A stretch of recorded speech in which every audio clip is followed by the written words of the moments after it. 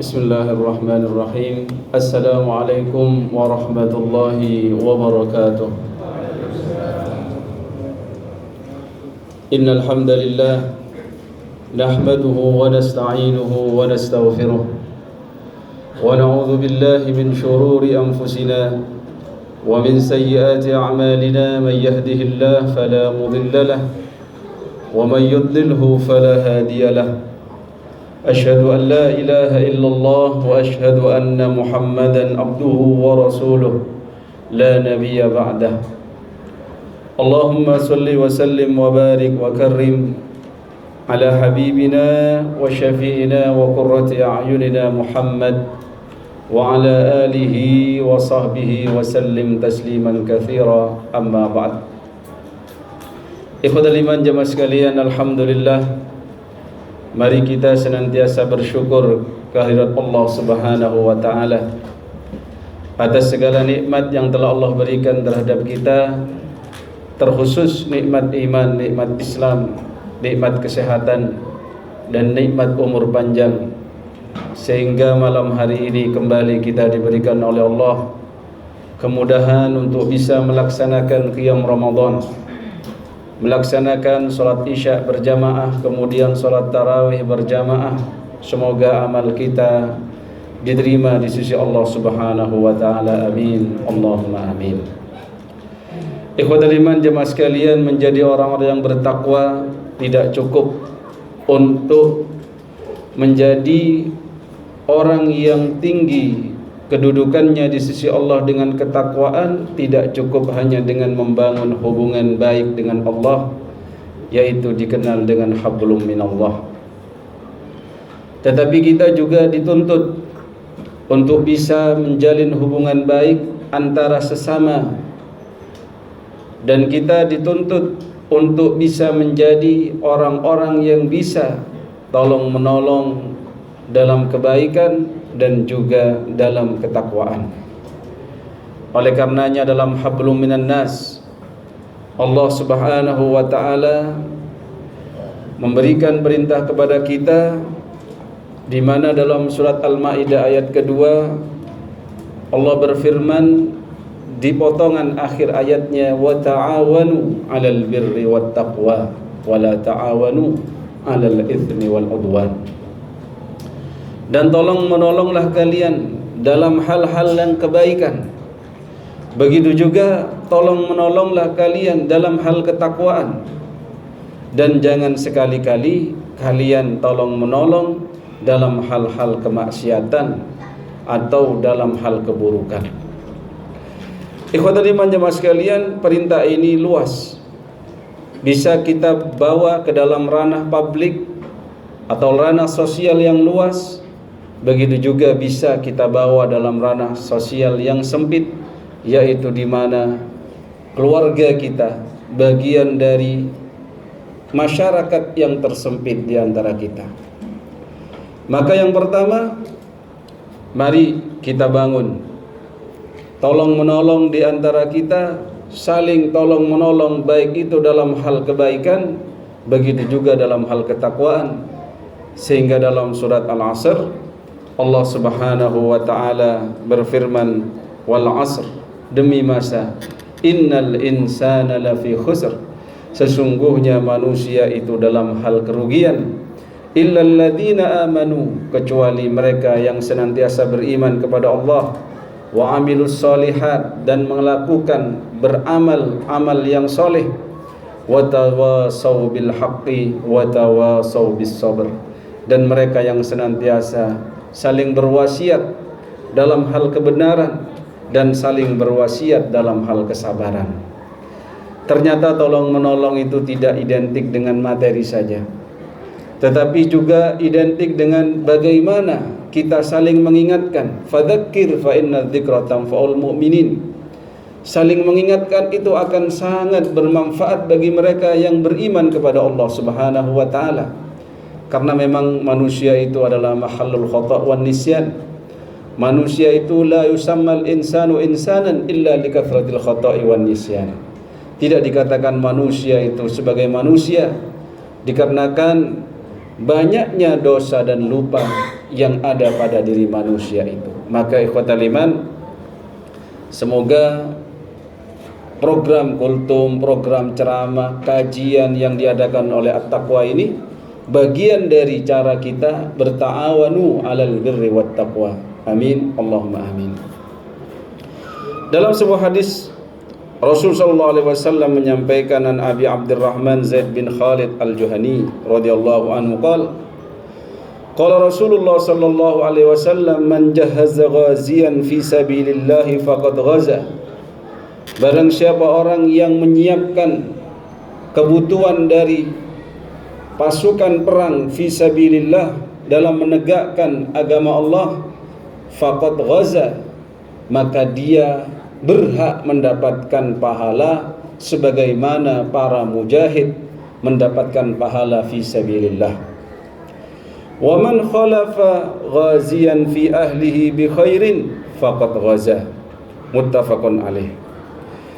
Dalam hal ini jangan hanya kita memandang dalam tekstual saja, di mana fi sabilillah, jihad fi sabilillah itu angkat senjata memerangi orang-orang yang zalim, yang kafir, dalam artian kafir yang harbi, yang memerangi kepada umat Islam juga.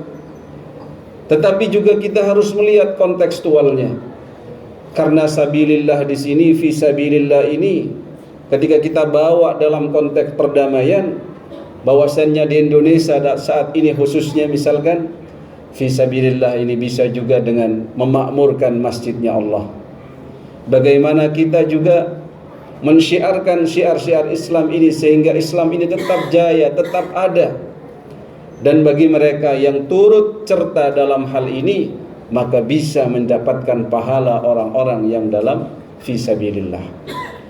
Jadi ikhwatal iman, jangan minder walaupun dalam suatu acara keagamaan hanya menjadi panitia. Panitia apalagi yang seksi perlengkapan.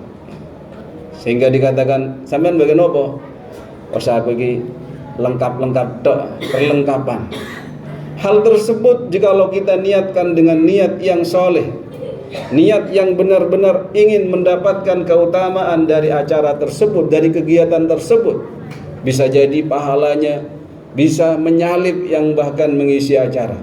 Bahkan ada seorang syekh mengatakan, jangan-jangan saya ini kesalip derajatnya oleh sopir saya, karena sopir saya inilah penyebab saya bisa nyampe kemana-mana, berdakwah di sana, berdakwah di sini, dan dia tidak terfitnah dengan ujian dunia, ujian syuhra, ujian kemasyhuran, ujian keikhlasan, karena dia tidak ada yang tahu.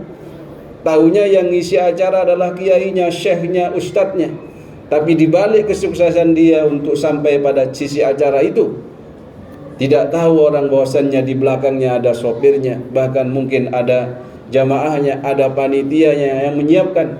Dan kita berharap juga dalam hal kegiatan kita di At-Taqwa ini, banyak di antara kita yang memberikan sumbangsih, walaupun namanya tak disebut, walaupun dia tak tercatat dalam hal-hal kebaikan yang sudah terlaksana. Karena itu semakin bisa mendapatkan ketakwaan dan semakin berpeluang mendapatkan keridhaan dari Allah Subhanahu wa taala. Ikhwatal iman jemaah sekalian, kemudian ada juga dalam sabda Nabi sallallahu alaihi wasallam dari Ibnu Abbas radhiyallahu anhuma, anna Rasulullah sallallahu alaihi wasallam, sesungguhnya Rasul sallallahu alaihi wasallam laqiya rukban birrauha, bertemu dengan segerombolan rombongan orang yang berjalan melakukan perjalanan. Maka faqala, lalu Nabi berkata, bersabda, manil qaum, siapa mereka?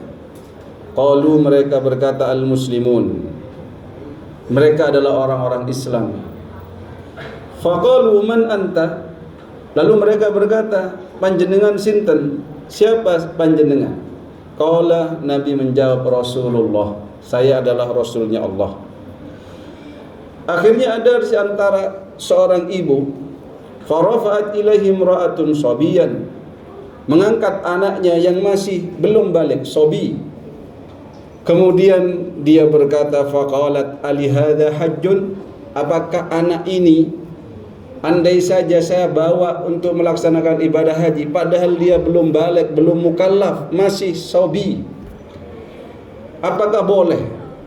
Apakah sah? Sehingga nanti dalam hukum fikih itu ada yang sah hajinya walaupun belum wajib. Misalkan dia ini sobi atau dia ini belum kategori mampu, maka kata Nabi bersabda, qala na'am, iya, walaki ajrun, maka bagimulah pahala yang telah dilakukan oleh seorang sobi, seorang anak ini. Rawahu Muslim, hadis riwayat Imam Muslim. Ikhwatal iman jemaah sekalian, konteks hadis ini memang dalam hal ibadah haji. Namun mari kita bawa dalam hal sosial kita, bagaimana kita memahami hubungan kita dengan anak kita, hubungan kita dengan pasangan kita. Bahwasannya misi kita menikah, misi kita berkeluarga di antaranya adalah qu anfusakum wa ahlikum nar. Jaga diri kalian dan keluarga kalian dari api neraka. Maka ikhwatal iman jamaah sekalian, jangan pernah melihat sesuatu yang orang lain anggap itu adalah hal yang kecil, itu adalah kecil. Tetapi tatkala kita melihat sesuatu itu dari aspek yang berbeda, dari hal bagaimana kita ini membangun hubungan kita dengan manusia, yang mana dengan hubungan itu bisa mendapatkan ridhonya Allah Subhanahu wa ta'ala, maka hal yang kecil itu bisa menjadi hal yang besar. Contoh saja, kadang kita melihat dengan mata remeh bapak atau ibu yang capek-capek setiap pagi mengantar anaknya sekolah, siang menjemputnya, begitu saja, sehingga bahasanya, saya juga ngojek pak, tapi ojek saya nggak ada programnya atau tidak ikut platform-platform yang ada di online itu. Emang ngojek kemana? Yang ngojek nganterin anak saya sekolah, kemudian jemput, belum lagi nanti sore dia belajar Quran, atau pagi dia belajar Quran, bahkan mengantar anaknya sebelum subuh, bagaimana dia bisa tasmi Al-Quran, bisa belajar Al-Quran, belajar agama. Ikhwatal iman, itu adalah bagian dari hablum minan nas. Itu bagian dari bagaimana kita menyiapkan, apalagi anak ini adalah generasi-generasi Rabbani yang ingin kita jadikan dia nantinya orang-orang yang bisa mensyiarkan agama Allah. Maka ini ikhwatal iman, perjuangan ini yang merupakan sebuah kebaikan. Dalam hal tolong menolong dalam kebaikan, begitu juga dalam hal ketakwaan. Sebagai seorang ayah, bagaimana dia mengajak anak-anaknya ke masjid, bagaimana dia ketika istrinya atau pasangannya sebaliknya sedang tidur di waktu-waktu yang seharusnya dia bangun, maka dia percikkan air ke wajahnya dalam bentuk kemesraan yang syar'i. Jadi kemesraan antara suami dan istri itu bukan hanya kemesraan yang lebay, alias harus foto begini, tangannya membentuk love atau apa begitu. Tetapi bagaimana memaknai kemesraan itu dalam rumah tangga itu dalam koridor wa ta'awanu 'alal birri wat taqwa wa la ta'awanu 'alal itsmi wal 'udwan. Begitu juga tatkala seorang pemimpin di sini, seorang suami, seorang ayah di sini mendapatkan anggota keluarganya mungkin akan terjerumus dalam keburukan, mungkin akan terjerumus dalam kemaksiatan. Maka ketika dia memberikan peringatan, memberikan nasihat dengan nasihat-nasihat yang baik, dengan contoh-contoh yang baik, ini bagian dari pahala dan ridhonya Allah Subhanahu wa ta'ala. Maka jangan pernah bosan untuk mengingatkan, karena terkadang ada istilah bahasa Jawa itu mutung. Ketika dia mengingatkan sekali, 2 kali, 3 kali, 4 kali, bahkan 10 kali, lalu bicara seperti ini, wis karep mudik, aku wis ngelingno bolak-balik sampai lambeku kepegel, awakmu nang neraka ya wis karepmu, sing penting aku nang surga. Dak bisa Bapak Ibu. Suami bertanggung jawab atas apakah anaknya, apakah istrinya, surga, neraka, dia juga punya sumbangsih dan peluang akan terseret menuju ke nerakanya Allah jikalau dia menjadi orang-orang yang tidak bertanggung jawab. Sampai dalam sebuah hadis disebutkan, la yadkhulul jannata dayyuth, tidak akan masuk surga orang yang memiliki sifat dayyuth. Ketika ditanya, manhum ya Rasulullah, Siapa mereka ya Rasul? Man la yughar ala ahli, orang yang tidak punya rasa cemburu terhadap keluarganya. Anaknya buka aurat, dibiarkan saja. Istrinya jalan keluar sendirian, bahkan keluar kota malah bangga. Oh, istri saya wanita karir, dia adalah mandiri dalam segala hal. Sampai saya nggak ikut nafkahi pun santai saja gitu. Ikhwatal iman, itu tanggung jawab kita. Kalau istri kita mencari nafkah, juga harus dalam hal pengawasan. Bukan justru memberikan support, motivasi untuk dia enak-enak di rumah. Karena saya mendapatkan ada suaminya mendukung istrinya berkarir, bahkan nyuruh kalau kamu jadi guru keluar negeri saja biar gajinya lebih gede, biar saya yang jaga anak-anak di rumah. Kok ya lucu begitu. Seharusnya dia yang cari nafkah, istrinya kamu gak usah susah-susah keluar rumah, saya di sini saja, ya, di sini saja biar saya yang keluar. Ikhwatal iman, bahkan Nabi pun tidak malu menjahit bajunya sendiri. Bahkan beliau dalam urusan hal-hal yang mungkin orang tabu, dalam hal rumah tangga kadang ada kata-kata wis nek bojo lanang itu gak pantes nang dapur, gak pantes kalau suami kora-kora, apalagi badannya dempal kayak cewek gak pantes, atau masak gak pantes.